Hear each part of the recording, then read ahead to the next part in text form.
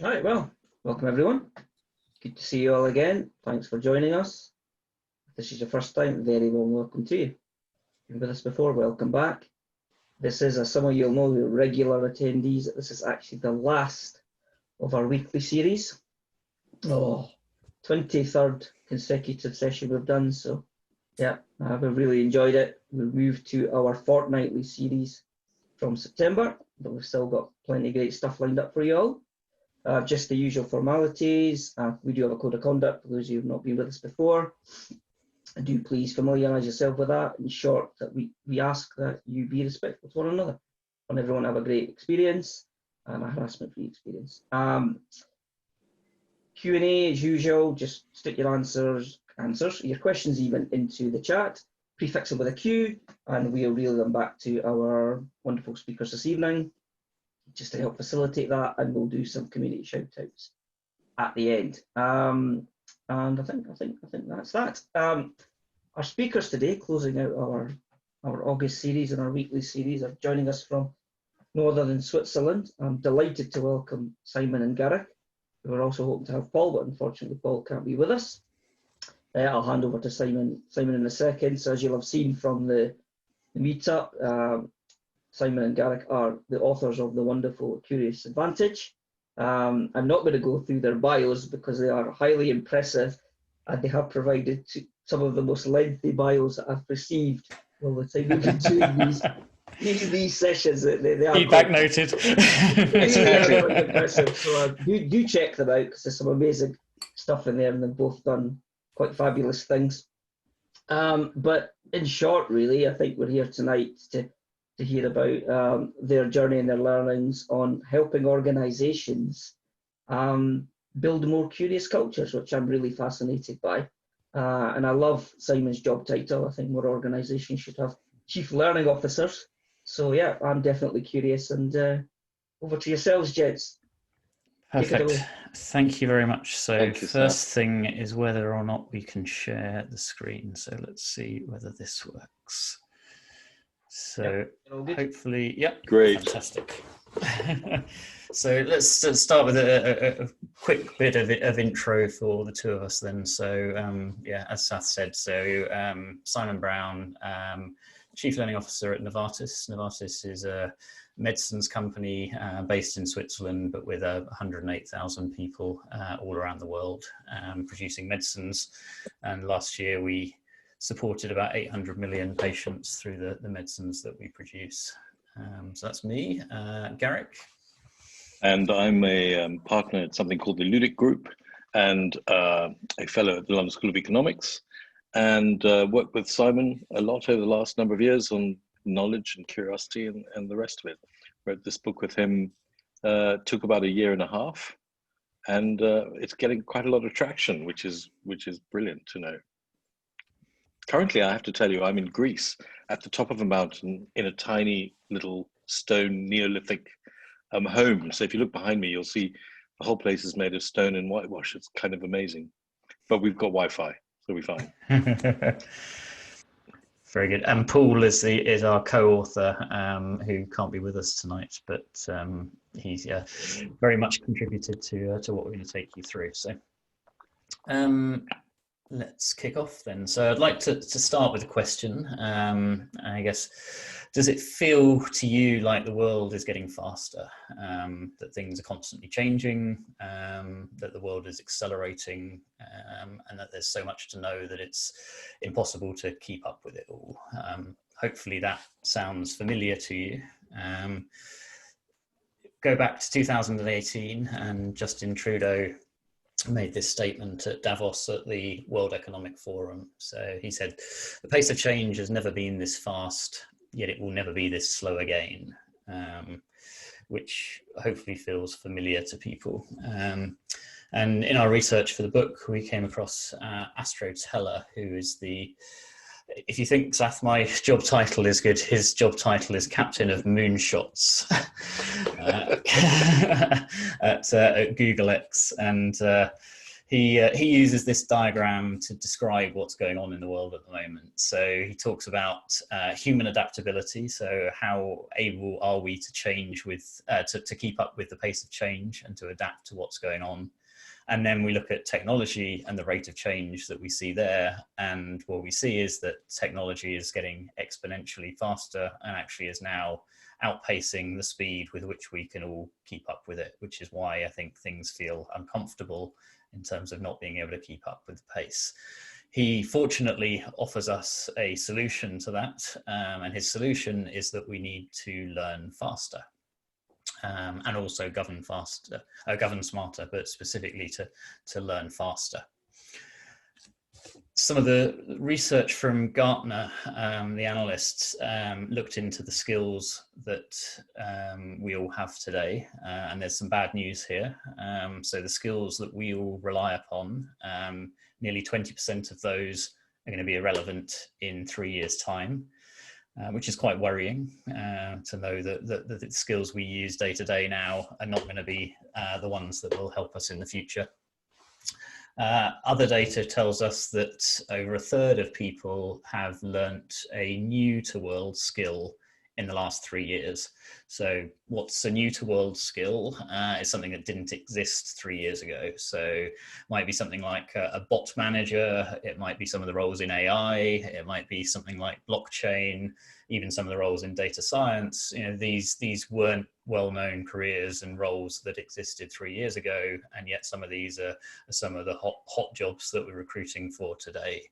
Add to that a third of managers feel that their employees can't keep up with the skills or haven't got the skills that are already required today, and that presents a big challenge. And all of this is very different to where our grandparents or our parents were, where they could learn a skill, learn a trade, and that would keep them through their entire career, and they never needed to think about reskilling and retraining. On top of that, the length of time that a skill lasts is also changing. So research tells us that the half-life of a skill is 5 years. What does that mean? So it means that if you learned a skill 10 years ago, then 5 years later, half of what you learned has become irrelevant. And today, after 10 years, actually that skill is completely obsolete. And that research was done back in 2011. IBM has subsequently looked into this further, and they're seeing that technical skills are actually getting shorter and shorter. So all of that paints a somewhat bleak picture. So how do we cope as we go through that rapidly changing skills world and with our skills expiring? And our hypothesis is curiosity, and our research backs this up. So why curiosity? Because it can supercharge and power up our other skills. It can motivate us to learn other skills, and it can fuel our learning to be building those wider skills. Michael Dell, CEO of Dell, was asked to name an attribute that he thought CEOs would most need to succeed, and he replied he would place his bet on curiosity, and we would place our bet on curiosity as well. There's a neuroscience reason as well, and maybe Garrick, I'll bring you in here to talk a little bit about what happens in our brains when we're curious. Well, it's fascinating. If you're wanting to be in a situation where you're learning faster and faster, need to learn faster, we need to understand, well, how do we optimize that scenario? How do we optimize our environment so that we do learn faster and learn correctly, given the context we inhabit? Neuroscience, I mean, as you know, the brain is an amazing thing, but neuroscience really teaches us that a lot of learning and deep learning and learning that sticks is related to surprise. And the thing about surprise is that when we are surprised by something, we pay better attention to it. And these are the things we're curious about. So there's something which changes in the brain, something which is called our somatic responses. And deep learning is reinforced by emotion. And the thing about, emotion, whether it's pleasure or it's pain or it's fear, curiosity is leading directly to pleasure, which is, you've all heard of dopamine. Everybody's talking about dopamine these days. And pleasure and dopamine, the responses in the brain, leads us to retain information. And so the arc, if you think of the arc of a good joke or some good gossip, gossip provides us with contextual information that fires the social areas of our brain. So there's a relationship between being curious and also being in community. The thing about gossip, when we do neuroscientific research around gossip, is we discover that we pay attention. If you give the list of my CV, you'll all go to sleep.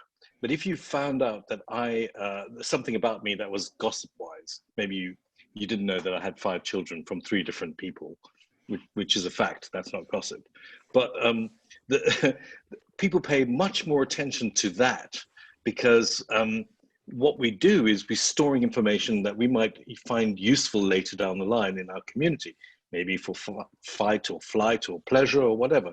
But there's something about the relationship between surprise, learning, and retaining information that releases dopamine that really we should be paying attention to, and curiosity is at the heart of all of that. Thanks, Garrick.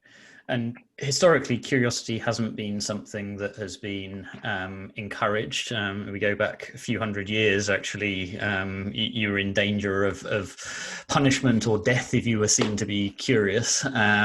And in organizations not that long ago, we weren't encouraging any curiosity. That you joined a company, you had a new idea, and you were told, no, that's not how it works around here. Don't rock the boat. This is how it's done. Don't try and change things. And there's logic to that. If we go back to Industrial Revolution, people working in a factory or whatever, actually you just wanted people to do as they were told, repeat things over and over again, and not change the way the thing was done. But our world today is very, very different to that repetitive task piece. There's a lot of ambiguity. There's a lot of not knowing where things are going, exploration, experimentation. And for that, we need people to be curious. Within Novartis, our CEO, when we interviewed him, said that curiosity is critical for success in our increasingly complex world. We would go even one stage further, and we would argue that curiosity is actually the greatest driver of value in the digital age. That in the past, you could go and find someone who was a 20-year expert who could tell you this is exactly what you need to do, this is how you do it. But actually today, there's so many different ways things can be done. There's so many areas where we're breaking new ground. You need people who are curious and who can explore different ways, test things out, ask curious questions in order to be successful in that. I'm going to take you through 5 reasons why curiosity is so advantageous. So to what Garrick was saying around how the brain works. So actually a study by the University of California found that test subjects could actually better recall information if you apply curiosity when they're learning. So they went through an A/B test, and actually some of them they invoked curiosity, some of them they didn't, and those where they invoked curiosity were actually able to learn better. And that's due to, as Garrick was saying, it's sparking the reward part of your brain, perks up the hippocampus, and that forms new memories and better memories. So first off, it helps you learn better. Secondly, it actually can power up and improve your decision making. So how does it do that? You're curious to consider more alternatives.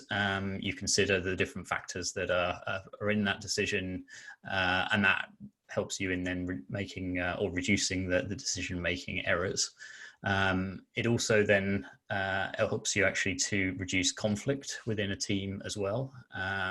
So curiosity around others in that team encourages you to better understand those points of view. You're more open to their ideas, less convinced that your idea is the right one, and open to alternatives and different ways of doing things. And that reduces down conflict in a team environment. And this is research from Harvard Business Review.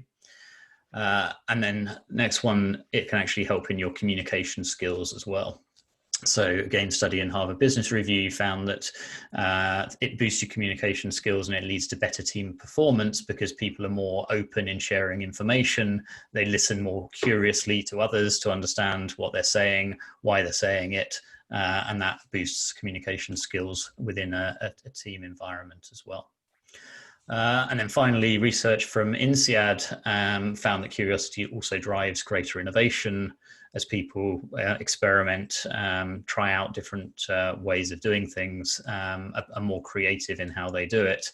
and that drives greater innovation. So that's 5 reasons why curiosity can be beneficial for organizations and for ourselves in how we work. And it's not new for organizations to understand this. So Google back in 2004 actually used curiosity as part of their recruitment campaign. So at the top of the slide here, you see a billboard. These popped up all over Silicon Valley in 2004.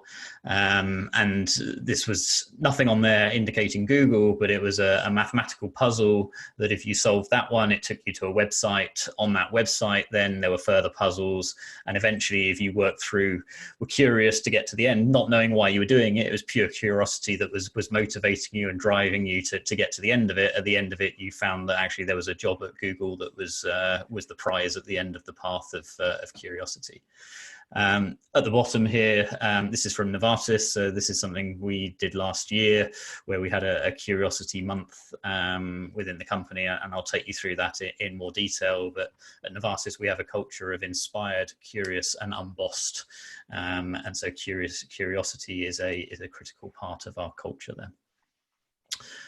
So that's a bit on why curiosity is powerful. In our work for the book, we came up with a model around curiosity, and we call that sailing the 7 seas. We did force that a little as we went through, because we came up with 5 that coincidentally began with the letter C. And then I remember a conversation where I was talking to someone else, and they were saying about how confidence was actually an outcome from curiosity. It's like, well, hang on, we now have 6 that begin with the letter C. Is there a way we can look at all the different aspects? And we ended up with our sailing the 7 seas. And this is a model for how you can be more curious and channel your curiosity. And we'll take you through that in terms of why.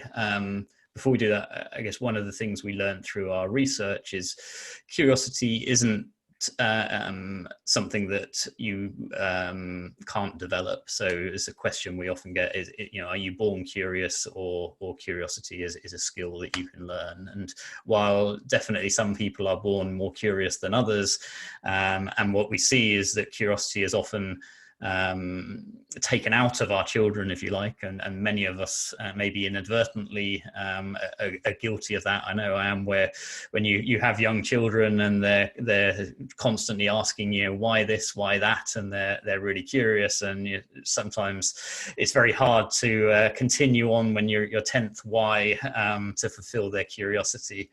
But also there's a safety element there for children as well, that if they try and jump off something because they're curious to see what happens, or they touch something that's hot, or they taste something that's actually harmful. So there's a lot of don't touch that, don't do that, don't do this, which can take out some of that natural curiosity. And so it's a fine balance there between keeping them safe, but also nurturing and encouraging that curiosity, which will hold them in good stead in greater life.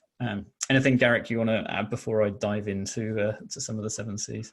Yeah, I want to say that we came up with this model not as a kind of construction, like one after the other, or as a kind of formal process, but really we wanted to do a multidisciplinary research into curiosity. And what we discovered was chunking all of these different categories.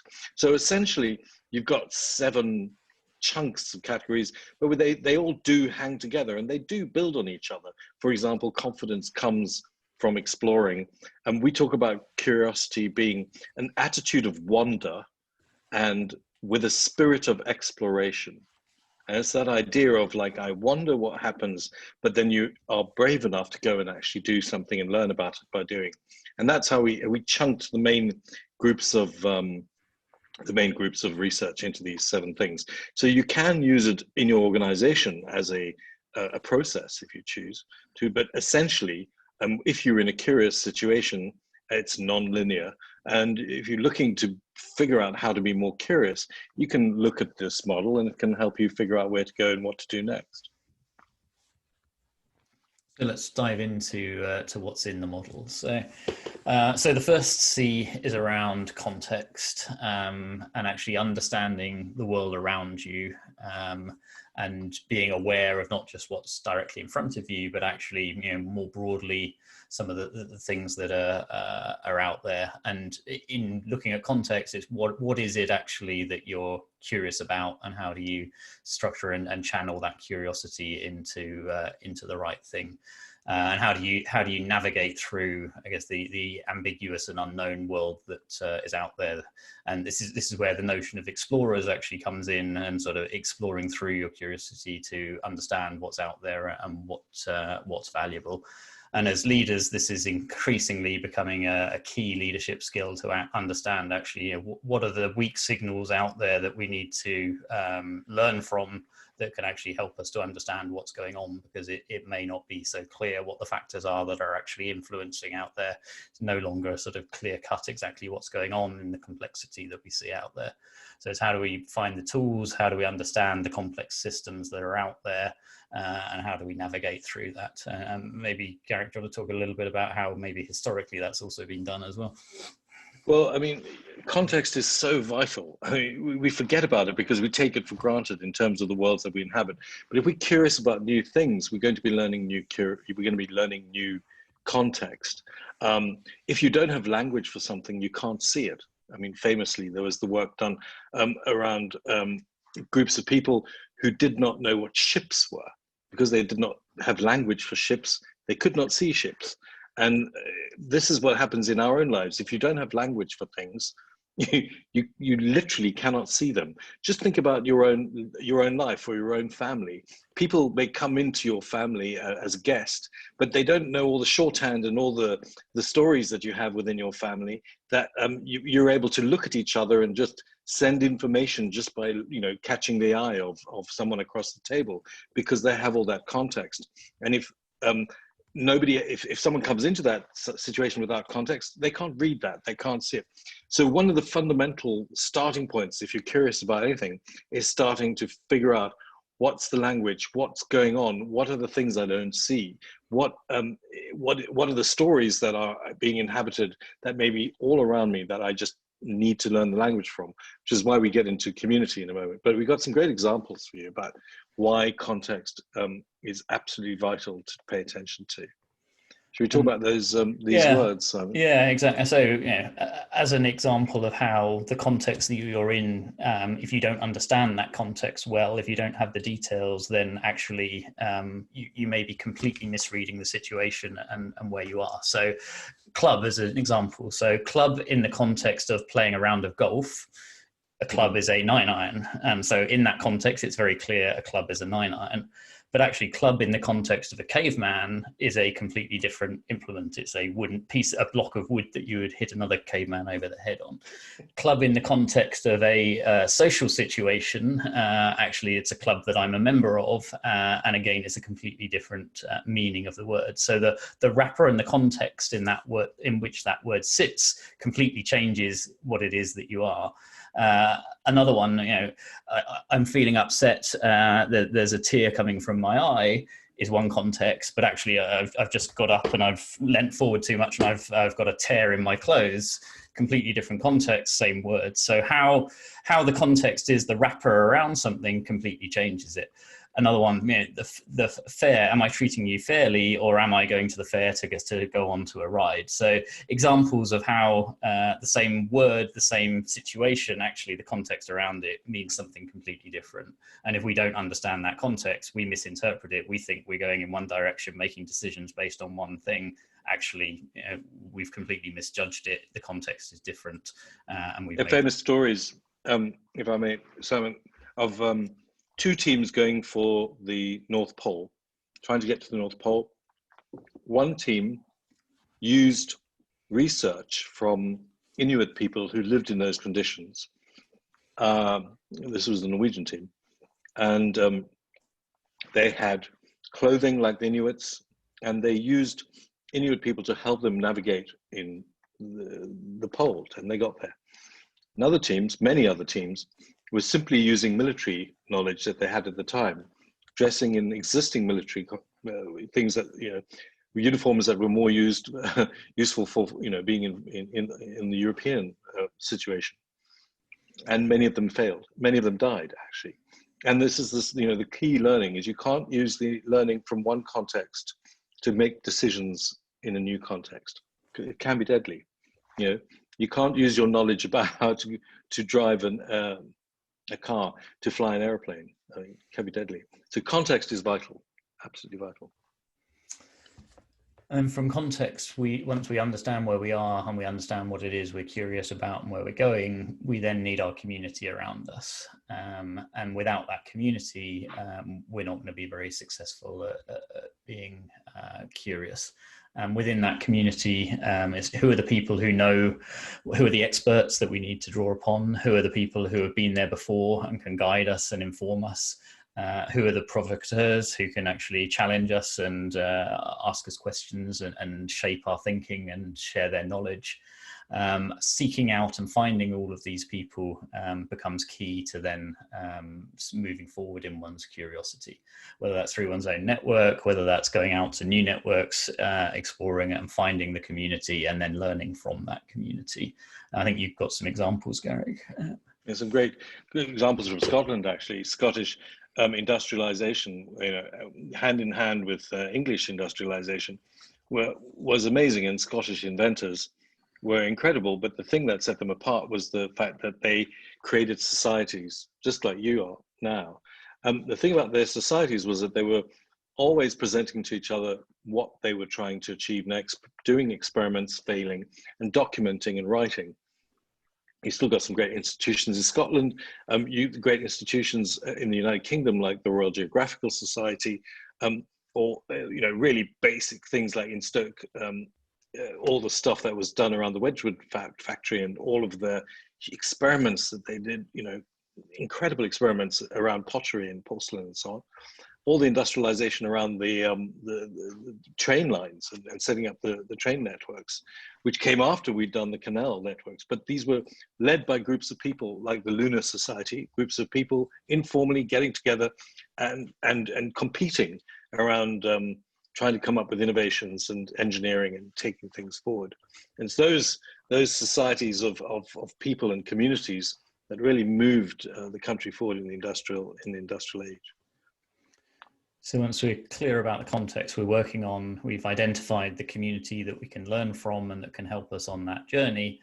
The next step then is around curation. So through that community, we've gone broad, we've understood lots of different things that may help us on our curious journey, but how do we then narrow that down? So how do we curate all of the different things that we found? Which are the things that we need to pay attention to and will actually help us? Which are the tools that we need? And which are the things actually that we can ignore and we don't need to help us on that journey. So that process around synthesis and making the choices around the things that are going to be most valuable for us is a key piece that will actually help us in our curation. And we looked at some of the sort of ancient cultures that would help us on understand what's happened in the past around this, and maybe hand over Garrick to you for that. Well, I mean, we looked at, all the way from Alexander the Great. It was Alexander the Great when he was conquering Asia and Persia, Persia was an empire that had stood for 3,500 years and probably accumulated the most gold, more gold than in Zurich right now, most gold in one place. And Alexander the Great conquered them all with a really small army, doing unusual things. And the way that he governed after he'd conquered was that he assimilated the local gods. So he synthesized and got together and made new culture, but together with existing gods. And then the other thing he did was he put command and control systems in place. And that pyramid structure of command and control really has informed all of our military work since then, as it informed much of how the West is organized, or how we organized our organizations. Big thing that's changed, as you know, is digital, which we'll talk a little bit more. And the pyramid of command and control has completely shifted. So now we're all inhabiting a large cloud, if you like, network of agency where everybody has access to as much information as everyone else. And that has a huge impact on how you make decisions, how you shift a group of connected people to move towards similar goals and get things done, and how you use the knowledge that's available. Another great example from the past is the Republic of Venice, which, as you know, Venice was really powerful for 1,500 years and really incredibly wealthy. The accumulated wealth of Venice in real terms was more than Bill Gates and Microsoft is today. And the thing about Venice was it was organized around learning. There were things called scuole, or schools, which were really focused on forward navigation, forwarding the arts and sciences, forwarding glasswork because they needed to trade. They invented banking, double entry bookkeeping. They invented ways of financing shipping. They invented defense because they had to make sure that they could defend all of the ships they sent out. And they were also in Venice, and I don't know if many people know this, but they invented very, very fast production. And they could put together a sea-going, ocean-going, a trireme boat in 4 hours from start to finish, which is kind of astonishing. And the thing about the reason why they were so highly geared was because they were an organization organized around learning and highly focused learning and communities to do that. And then they specifically paid attention to documentation, learning, and synthesizing. Great libraries where all of the people like Titian and so on were laying down the knowledge that they were learning. I mean, not many people know that Galileo was financed by the Venetians, and we can talk at length about that. But curation and synthesizing down information so that it's useful for broad groups of people is at the heart of curiosity. And that curation process, and bringing it to the modern day, is going to be made a lot easier as we get much more analysis around AI, etc. So there's a lot of research from a learning perspective at the moment around how do we curate content and serve that up to people so that they've got access to the information that they need at the time that they need it. We're having a lot of fun doing our podcast series, and if you want to, I mean, please read the book. But if you really want to get behind some of the research that we've been doing and speak to the people directly, please go to our podcast series called The Curious Advantage. And there's a specific one that I really liked was Gordon Fuller, who's the head of learning at IBM, who talks a lot about all the AI and the technology that they're using to create a curious culture at IBM. Fascinating, amazing. Yeah. So as we've gone from understanding our context, we found our community, they've helped us on a journey with lots of knowledge, but we then narrowed that down through our curation process. We then get to creativity. So this is then bringing our own ideas, our own experiments to bear for what it is that we're curious about. So what are the questions that we can ask that haven't been asked before that we can curious about? So that I wonder if we did this, or why don't we try that? And this part then is what we call our curiosity engine, because it's coupled with the next C, and the next C is construction. And that's because being creative and being disruptive and asking new questions is fine, but if you're just asking the questions, that's not enough. That you need to then take that through into construction, which is then the experimentation part. It's the how do we test out whether what we're curious about actually works? How do we experiment? How do we find out whether or not that it actually is a new idea that we need to take further or not? I think from talking to Sath, a lot of you work in the agile area, so I guess that early prototyping, that testing out piece will be very familiar to you. I've got a great story though, Simon. I mean, at the moment, as you know, I'm in Greece and I'm learning Greek, and the person I'm learning Greek from really got me because she said to me, "I'll teach you how to flirt in Greek." And I was like, okay, you've got me. So, you know, teaching you how to flirt in Greek was the way in. She's teaching me way more than that. She's very, very good. But the way she did it was she connected her creativity with the construction of what are you going to be able to do with this? And that was the way into this topic for me, which probably tells you a lot about me more than anything else. But creativity and construction are the heart of the curiosity engine. And if we taken it further with what if we try this? We've come up with an experiment or a way to test out that piece. The next piece then is to look critically at that and see whether or not that actually worked. So applying back criticality of what actually happened, what were the results from that, what biases maybe did we bring? So actually, are we guilty of confirmation bias, that we expected something to happen, we saw some results that were vaguely near that, and actually we go with that tells us. So how do we bring the right criticality? How do we bring the diversity of thinking as well around challenging whether those results were really telling us what we are, and then how do we take that forward? And scientists are very good at that as an example, to be able to go back and challenge your assumptions, test that bias, see whether the results really give you a conclusive answer to work from, or whether you're trying to read something into the results to get the result that you're actually looking for. So That's right. Criticality is really challenging ourselves on what that experiment or test actually told us. When we learn, we only learn when we're slightly uncomfortable. Or if we're learning something new, we'll feel slightly uncomfortable, because from the neuroscience perspective, it's linked to the fight or flight. If you learn something new, you have a physical response to laying down new pathways, and you're trying to figure out whether it's safe or not. Most of the time, if you're just running around randomly surfing on the internet, we wouldn't call that curiosity, because you're just flowing. It'll be interesting, you might learn some stuff, but you're just following pathways, certainly pleasurable pathways, things that you feel comfortable and safe with.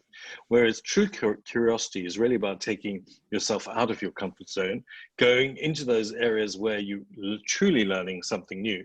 And in order to do that, as Simon says, you have to be aware. We have to be aware of our critical bias. We have to be aware that we're not just learning something that reinforces our beliefs, or we're not just going down a path because we don't like a person who looks a particular way or comes from a particular background. We really haven't. There's the critical bias codex in the book, which has got about 76 different identified forms of bias. It's good to be aware of our biases, so that when we going into a situation, we're free or able to reflect critically on what it is we're learning. And that brings us then to our seventh and final C. So if you go through all of those processes, then actually all the research shows that being curious actually builds your own confidence, that going through all of that, actually, the more curious you are, the way you've tested out those different pieces, actually all of that builds confidence. And that ties back to some of those sort of thinking through the different alternatives. And if you've thought those through, actually, it makes you more confident in going forward. And while this is the final one, there's also a sort of virtuous circle piece here, that actually, if you go through the process of being curious, and whether it's a successful outcome of your curious experiments or not, that builds the confidence, and the confidence then allows you to go back and ask more bold, curious questions at the beginning, to go back through the cycle again and actually push the boundaries more, and you get into the virtuous circle there. I just saw a very nice comment by somebody asking whether there was anything such as anti-curiosity. Well, again, one of our podcasts is entitled "What If You're Not Curious, or You Don't Want to Be Curious?"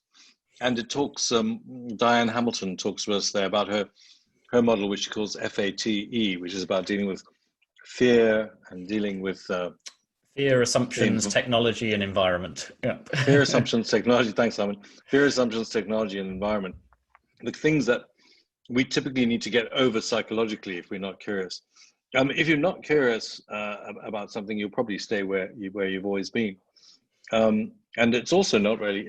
When the world is changing around you, it's actually a survival mechanism to be curious. So not being curious is something we should really pay attention to. So that's our 7 C's, and there's one of our podcasts is with a lady, Susie Collier, who's the mother of Grammy Award-winning Jacob Collier, and maybe Garrick, take us through how you would apply the 7 C's into Jacob's life based on our conversation there. Jacob, Susie Collier is amazing. Jacob Collier is incredible. He's only 24 years old. He's just released his 3rd album. He was picked up by Quincy Jones and various other people because he was putting things on YouTube. If you've not seen the work of Jacob Collier, I would encourage you to go onto YouTube and just Google him, because he's an astonishing individual who is unbelievably musical, and does everything by himself in his room and with some Logic on his PC. He's now going further than that, but we were interested. When I was talking to Jacob, he was telling about how his mother, when he was a child, used to, and they were doing the vacuum cleaner, she would ask him, what do you feel that note is in terms of musical terms? And not what is that note, whether it's right or wrong, but what do you feel it is? And so he would say, oh, I feel that's like a D sharp or something. And she said, yeah, maybe it is. How does D sharp make you feel? Is it like a warm cuddle, or is it, giving you the heebie-jeebies? And she connected all these things. I was like, I want to talk to Susie Collier, because she knows something about how to create conditions for incredible children. She's the head of the Royal Academy of Music in London. She's one of the violinists there, and leads the junior choir with all the kids. And this is a great podcast again, but an amazing lady. And you can see what she achieved with her son. She put the context around him in his room. He was a loner, but he was kind of a lone genius. And she gave him all the tools that he needed to kind of make music, even if it was very simple with some spoons and spoons on the table. She also connected him to community around music making online, YouTube, digital communities, and other communities at school and so on, so that he could be playing and making music. She helped him curate in terms of the types of music that he learned, theories of music, different types of beats and so on. And she really enabled him to be creative by encouraging him to do stuff. His first YouTube videos he made without any musical instruments at all. It's just one boy and his voice. And it's astonishing. One boy and his voice and a theory of music, it's amazing. Super creative, super open, super curious. She got him making YouTube videos. It started when he was 12 years old, which would have been 12 years ago. And now he's a worldwide phenomenon because he's so talented. Criticality opened him up to taking critique from all kinds of people and giving him the emotional resources to be able to deal with all the harshness that comes on the internet, social media, but also the great feedback that came from great musicians who were giving it to him. Really, he's really emotionally grounded, this man, and which leads to confidence. And Quincy Jones put him on a global tour a couple of times last year and the year before. And this is a guy who now dominates the stages, working with people like Hans Zimmer on film music and so on. Anyway, Jacob Collier, an amazing young man, but it's his mother, Susie, who really talks about how you create the conditions for curiosity and how that can be focused and funneled. A lot of it is about making things and doing things. The just building on that, though, we had a session on Friday with Isabel Garvey and interviewed her for the podcast, and so she's the CEO of Apple Studios in London, where the Beatles recorded all of their pieces. And Abbey Road. Abbey Road, sorry, Abbey Road, and. We were asking her around examples of curiosity, and specifically we were diving into the creativity piece, and she was pulling up examples from musicians and how they applied creativity in pushing the boundaries of what was known. And the example she gave was Muse, the band, and how when they were recording, someone had to be sent out to the local butchers. And at the butchers, they came back with this big bundle of things, and they opened it up, and it was chicken bones.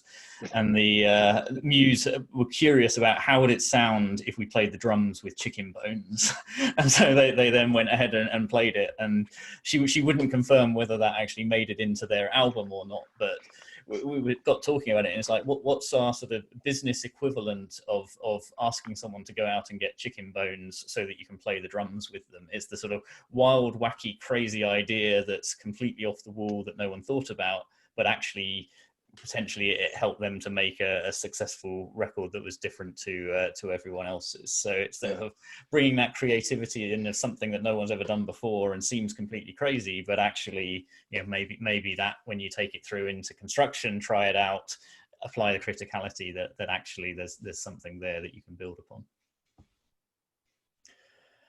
So those are our 7 C's. Just to wrap things up, and I'm mindful of time to leave some time for questions, but within the book we cover in sort of 3 parts. So part 1 is around the benefits for curiosity for individuals, the benefits for curiosity for organizations, and curiosity in a digital context. Part 2 is the 7 C's model that we go into more detail. And then part 3 looks at a curious learner, a curious leader, and creating a context of a culture around curiosity. So curious learner, it looks at some of the detail around skills that one can learn. How do we learn those? And we talk a lot about soft skills versus hard skills. This is the 2020 LinkedIn survey around the skills that companies are most demanding. And we see things like creativity, persuasion, collaboration in there as soft skills, and things like blockchain, cloud computing, etc. for the hard skills. And on the face of it, they all seem pretty equal. But actually, if we look at those skills and investing time in building those skills, some of those are going to be much more enduring and last much longer. So if we invest time in building our creativity, in 10 years' time, we're probably still going to be able to apply our skills we've learned in creativity. I suspect if I invest time in learning cloud computing, in 10 years' time, what I've learned in cloud computing is probably not so relevant anymore. And the same for many of those things on the right-hand side there. While they're hugely valuable at a point in time, in terms of enduring, actually, those soft skills are probably much more like power skills. And those hard skills are changing much, much faster, which is why we need to be curious and use curiosity to superpower that curiosity in that learning in order to do that. In blockchain, as an example, so back in May 2018, there was a survey by Gartner of CIOs, and only 1% of CIOs in that survey indicated that they were doing any type of blockchain. So that was May 2018. Less than 2 years later, and it's the #1 in demand hard skill that we see. So the speed that these skills are changing is just getting faster and faster and faster, and curiosity is the way that we can keep up with it. We see similar from IBM. We see that the skills that are in demand through their analysis, similarly top 4 of those are around softer skills, whereas not many years ago that was all around technical and hard skills. We see the benefit of that because soft skills are longer lasting, there's an increasing demand, and they're very difficult to automate. So those are some of the reasons we see. And curiosity you would see as almost the ultimate superpower soft skill, because curiosity powers the speed that you can learn these things, and it gives you all the other benefits we've talked about. If we look also at companies that have been hiring digital talent, what we see is that those that were most successful from an HBR survey on 1,000 business leaders that were finding successfully digital talent versus those that weren't, it wasn't actually that they were paying more, it wasn't that they were training more. Actually, what they were focused on was that they focused on people's potential, they didn't focus on their past experience. They focused more on the soft skills of teamwork, of leadership, of communication, rather than the hard skills, and they focused on incentivizing growth in their people to be able to keep them constantly developing, and that enabled them to find digital talent versus companies that were really struggling. So within Novartis we focus a lot on that, and in fact I'll come on to that in a moment as well. Anything, Garrick, you want to add there as well before I jump on to curious leadership? Just unmuting. Basically, you will have seen it with the whole COVID thing going on. Some companies have struggled, some companies have been able to pivot very quickly, and some companies were ready to go. Some were operating digitally anyway. And we've already seeing that the companies that are surviving, the organizations that are surviving, are the ones that have really encouraged people to be open, encouraged people to be curious, encouraged people to be digital for a while, and not encourage, not trying to box people or keep them into strict processes and so on.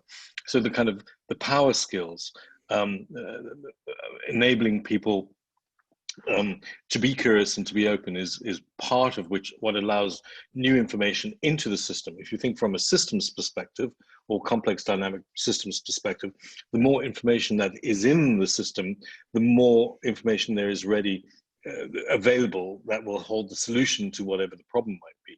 now that we've moved from the pyramid structure to this complex cloud of organizations, of people connected together, it's much easier for information within a group to find its way to solve a problem because everybody's connected.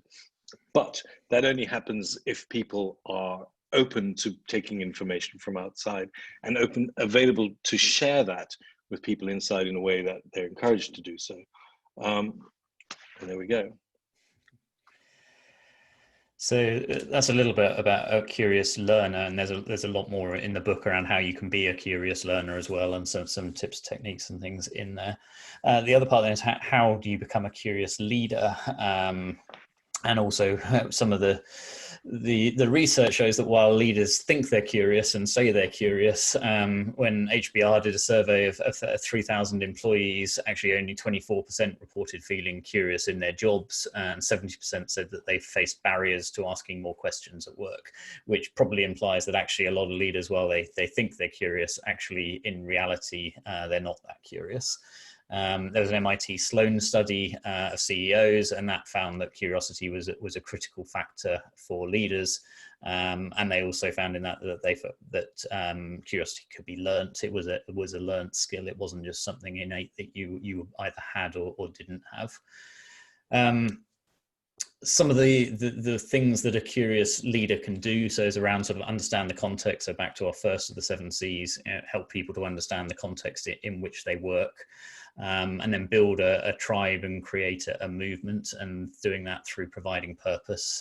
So within Novartis, we talk about having a sort of a big P and a small p, which comes from Dan Pink's work on purpose. That the big P is working towards enhancing patients' lives. The small p is around what I actually do day to day in terms of the purpose and meeting my own personal purpose.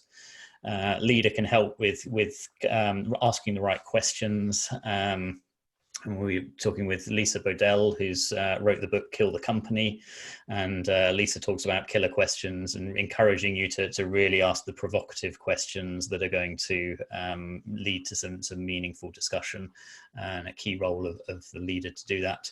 Making sure then that teams that we build are diverse, that there's different opinions there, people from different backgrounds, etc., that build that diversity of team, and then create the safety in it for people to be able to experiment, the psychological safety that allows people to ask questions, to try things out, to share their views, that without that, and I'll take you through a Novartis example in a moment of how impactful a leader can be on either generating that safe space for people to experiment and try things out, or killing off their curiosity. Before I jump onto that example, anything you want to draw out, Garrick, on here? Right? No, I think the important thing is leadership has changed because of this shift, from command and control, and the skills of a leader that were taught at any course, 10 years ago, 5 years ago, are no longer relevant. There are all kinds of things like the leader's shadow across the group, the power, the influence you have, nudging, these kind of skills. Media training is at the heart of leadership these days, and also being able to synthesize and wayfind. How do you tell where you are in this massive data and lead a group of people through it? So there are new skills that are emerging, and the curious leader is one who has those at their fingertips.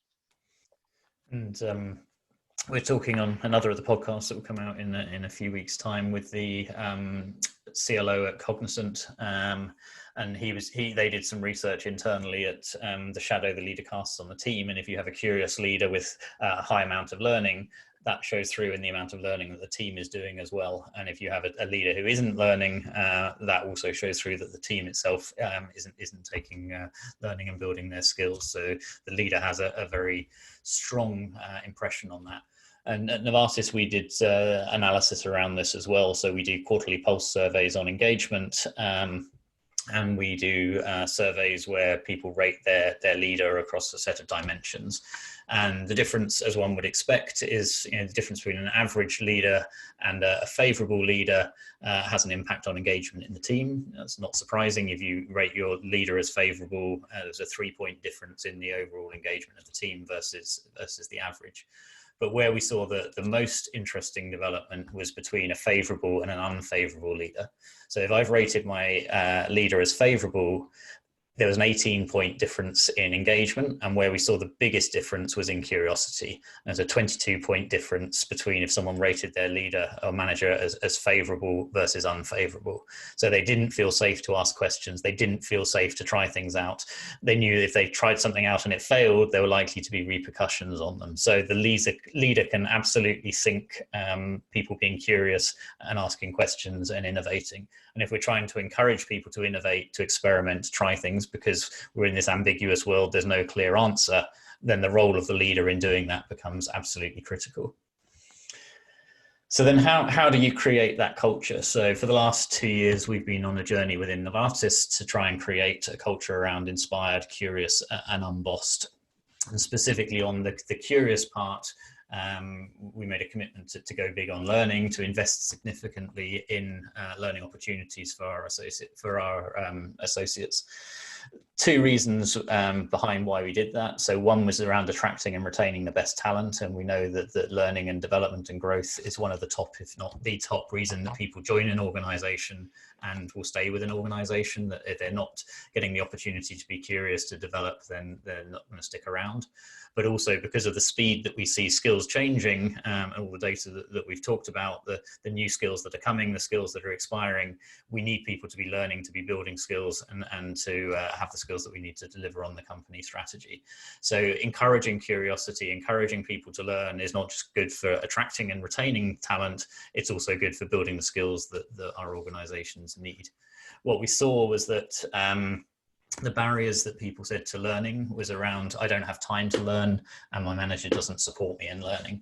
So we looked at how can we do something that changes those 2 of the biggest barriers. And we made a commitment that we would allow our associates 5% of their time, or 100 hours a year, to be able to spend on their own learning and development.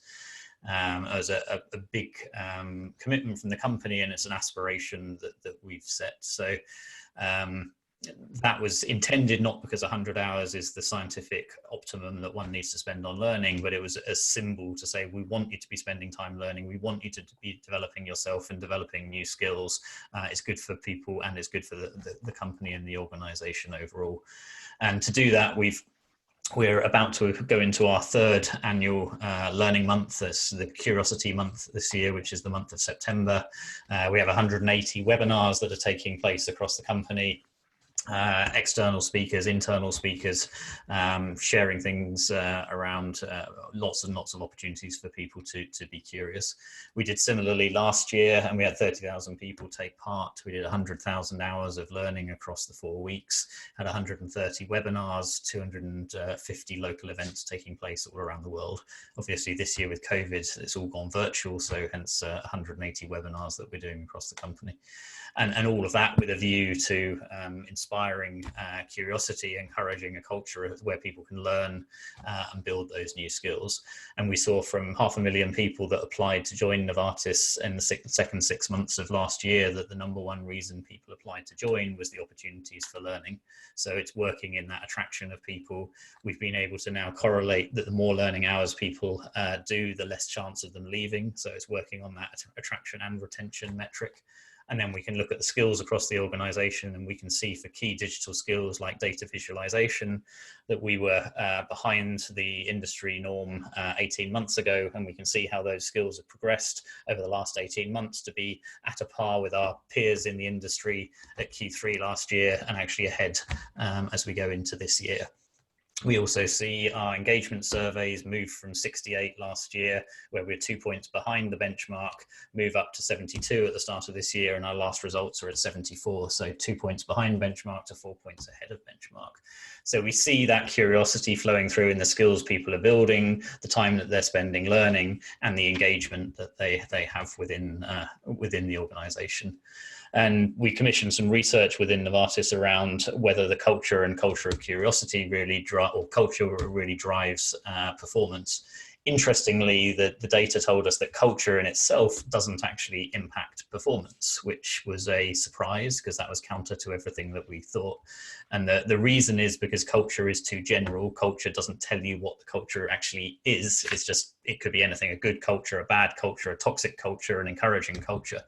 So it's actually what the culture is that is the piece that drives it. And the research told us that actually if you have a culture of being curious and inspired and unbossed, but curious as a key element of that, actually that drives performance within knowledge workers. So that the research was very much backing up that with the right culture, that will drive the right performance within an organization. This is just bring to life a little bit the month that we did last year with activities all around the world, teams taking part in learning events and sharing their curiosity. And then the conclusion from all of that. So as we go through our 7 C's model, we look at the benefits for individuals, for organizations, for society. We look at how we can be a curious learner, how we can be a curious leader, and how we can create a culture of curiosity. The one takeaway that we had from all of that was actually that the key piece is to question, to ask questions, to be curious. And if you're asking questions, then that actually is the answer. And that takes us through a whistle-stop tour in an hour of a 300-page book and all of our research. You can find the book on Amazon or on curiousadvantage.com. We referenced as we went through the podcasts, which are freely available. They're on Spotify, iTunes, etc. under the Curious Advantage. There's one there with our CEO from Novartis and our Chief People and Organisation Officer. There's there with futurologists of Chris Meyer. There's investigative journalists looking at how they're curious. There's Diane Hamilton around what if you're not curious, and she's one of the top 50 thinkers in the world, and her research around what happens there. So a mixture of different people picking up different aspects from our 7 C's of curiosity. And with that, over to your curious questions. I haven't been able to see the chat as we go, so I'm not sure what's been. I can kick off if you want. I've been looking at these. Kevin Duffield. Through them, Garrick, have you? Yeah. I can go quite quick. Kevin, you need to put a new book on the top of your reading pile. I really encourage you to put The Curious Advantage at the top. It's a page turner. It's not a bonk buster, but you will get through it pretty quickly. I really thank you for your comments. There was a great one from Roddy McRae. Have you found a particular culture or country leading the world in curiosity? And the answer is no. What's starting, because curiosity and researching curiosity is still new. Are we figuring out what the variables are? How do you measure curiosity? On the one hand, we're starting to see the breakdown of barriers, national barriers. So you having various professions and communities of interest emerging very quickly. And so some professions are better at being curious than others. Bizarrely, there's an indication that being a doctor or a surgeon particularly are very curious in kind of moving their profession forward and move very, very fast, as distinct from engineers who tend to be a bit slower. That's all new stuff that's kind of emerging. But there is a sort of cod science thing called the European Curiosity Index. And what they do is they look at the countries that look at Wikipedia and the types of things that those countries look at, the types of pages, news, and so on. And the countries that came out on the top of that are Lithuania, who knew, Croatia, and Czechia. The United Kingdom is halfway, sort of 19 out of 28 in the European one. So if you check out the Viking blog, it's called the Curiosity Index. You'll see the ranking of, it's not really curiosity that it's ranking, but it's certainly ranking people what types of pages people are looking at. There was a nice one from Kevin. Do curious leaders need to already be in a leadership position, or can they be successful from a lower position in the organization? Well, I don't know what you would say, Simon, but I would say that being curious relates to being a change agent. We always knew that if you want to transform a system, you need to deal with the people who are the most influential in that network. And I think the same is true for curiosity. If you've got influential people who are curious, they really move everybody forward. As we were talking about the shadow of a leader, and some people are more charismatic anyway, they have an impact. That would be my view. What do you think, Simon? I would certainly agree that leadership is not a position as such in many instances. Actually, you can be a leader without having direct reports and lead on many different aspects. And I think in the context of curiosity, absolutely, that you can lead and influence without being in a formal leadership position. Yeah. Inderjit Sandhu says, does curiosity need to have linked to the work, or do you see positive benefits exploring fairly unconnected areas? Absolutely. It says that the research shows that if you're curious in broad group of diverse things, it's a bit like your kids. If you encourage your kids to have diverse hobbies, they'll gain experience for everything they do. The same with curiosity. And also problem solving at work. If you might be involved in, like, curious about music or become a jazz musician, or maybe you're interested in, I don't know, moths and etymology, who knows? But you will learn things there that will certainly inform what you do on an everyday basis. It means that the set of information you're working with is richer. And so you're more likely to discover solutions to problems in other situations. In fact, many problems might have been solved there already in the past. Just to jump in on that one as well. So when we interviewed Vas Narasimhan, our CEO at Novartis, so he talked about absolutely that of going broad in one's curiosity, and he cited another book for your reading list of Range by David Epstein, and there he talks about the power of generalists, and Vas uses the example that he's now a CEO, but he draws from learnings across a very broad background, and actually outside of work he's often reading on completely unconnected things and learning about unconnected areas, and then finds nuggets that he can bring back in and apply into to his role. So he would absolutely say, if you go broad in your curiosity, actually you find things there that will help you. And we took that view with when we talk about learning and curiosity, we don't narrow that down to it just having to be absolutely tied to your role. So we make courses available from the whole Coursera catalogue, and there's things on art history, and there's things on music, and there's things on whatever. And if people want to use their time to be learning on those things, that's okay, because they're learning, that's getting their brain working. Actually, they're then going to be more susceptible and open to learning in general. But the things that they're learning there may have applicability back into the day-to-day. There may be models, principles, ideas that actually spur them to be more successful in what they do. So absolutely take that broad. There's a question from Alan Ramick, who says he's impressed with how we distinguish between wonder and curiosity in the book. Can we explain or illustrate this difference for us in doing between wonder?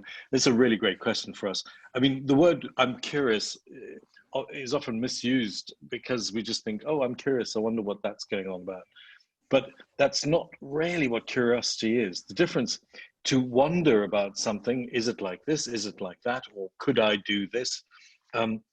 The thing about curiosity, and if you look at the roots of the word to be curious, it really goes all the way back to learning by doing. And the thing about curiosity, the roots of the word linked to things like being a busybody, they kind of be pejorative sometimes, or somebody who kind of gets their nose in where they shouldn't be. But that's on the bad side. The roots are also linked to a great Greek word, which is about the gadfly that annoys a cow in the field. Something that is curious is constantly picking away at something and figuring it out. But the point about curiosity is that it's about learning by doing, or going into the community, or going into the context, or hopping in a ship and getting a map and a navigator and going over the horizon to find out what is there. So the thing about curiosity is it's really by learning by doing. We talk a lot in the book about high volume, low impact failure. By being curious. So do things that are safe, but do lots of them. Make lots and lots of little mistakes, because that's going to lead you in the direction. You're going to learn more and more context, take you down a path that's going to take you somewhere interesting. Simon? Yeah, absolutely. I'm just reading through the other questions as we go. So Yeah, I was there's a sort of lot. shifting for you, but Garrick did such a great job.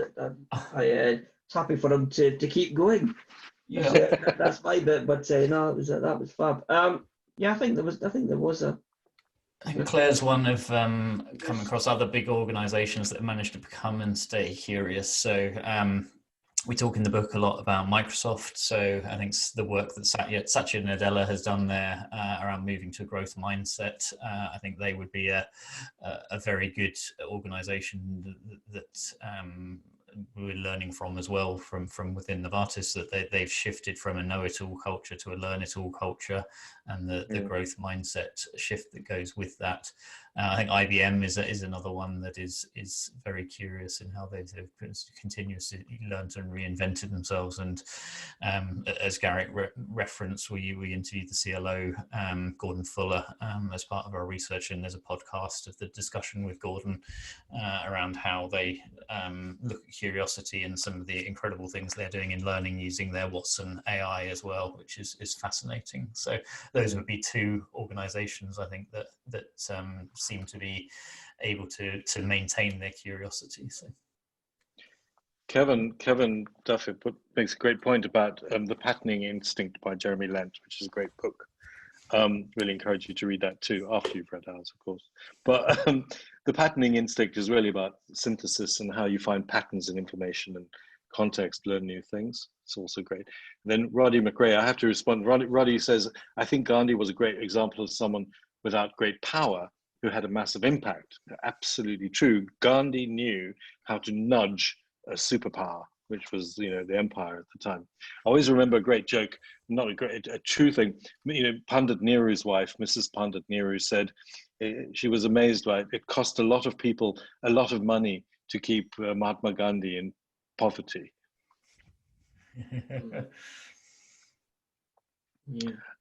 There's a few more questions. The strength of the polymath, being able to bring knowledge to bear from different disciplines, synthesize a new idea or solution, from David Penny, which I think is spot on. Are we seeing organizations hiring for breadth over depth?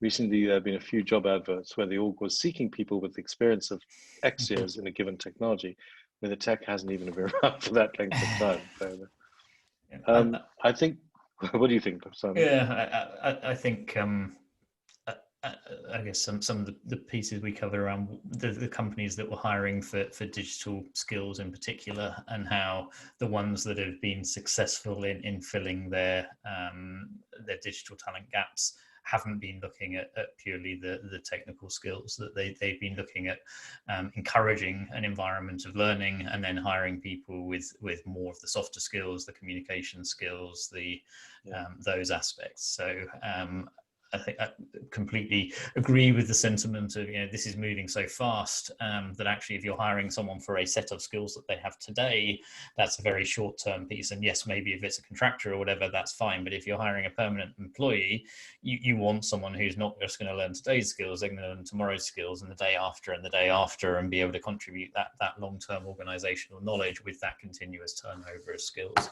So absolutely. Hire for attitude, train for skill.